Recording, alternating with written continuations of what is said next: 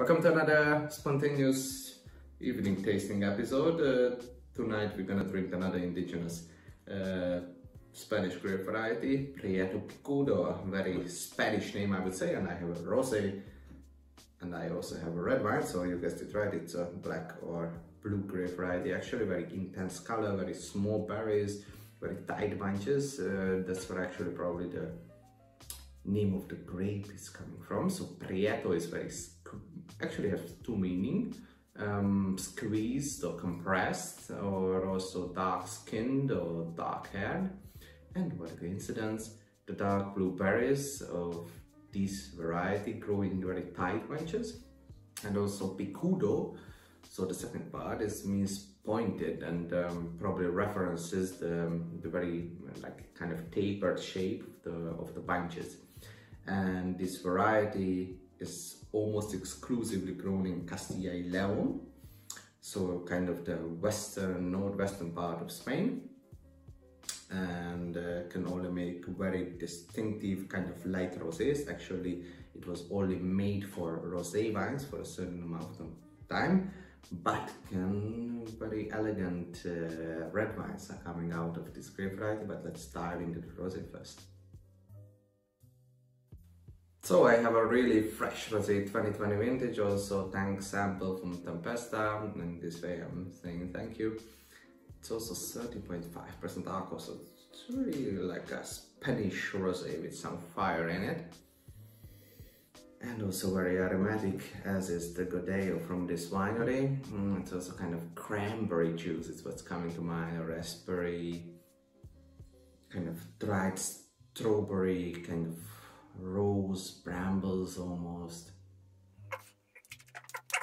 It has some liminess to it, some kind of astringency and kind of long finish, but then the alcohol is actually very palpable and it starts burning now, but it's very quaffable actually, very quaffable rosé, but also full-bodied I would say. So it has almost a medium plus kind of body to it, kind of alcohol feel, kind of acidity, very fruit-friendly wine I would say. And these wines are grown actually like on 850 meters, kind of young wines, so 15 years old, so kind of very motivated. That may be coming through the taste, but that's already my translation. And all the tank fermented, so but kind of lees aging that can also, it's also palpable.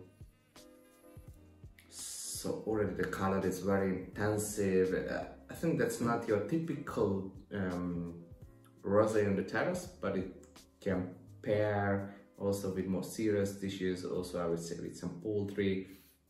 Very nice aromatic rosé. So let's go for the red. So, but let's now go for the red one.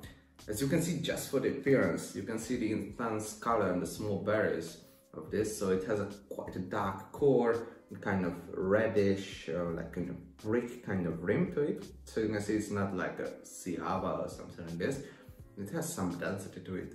And the nose, wow, it has kind of snappy, like if you close your eyes, you walk through the forest and take some berries to it. So it has some acidity, very snappy, almost red currant like licorice kind of notes. Very enticing actually, very quaffable, very, you want to drink it right away actually. It's very snappy kind of blackberry notes. It's actually dancing between the red and black fruits, black berries I would say. Very delicate kind of plum scent to it. And already on the palate, the oak is actually very well integrated. But to be honest, it's also the last drops of the wine, so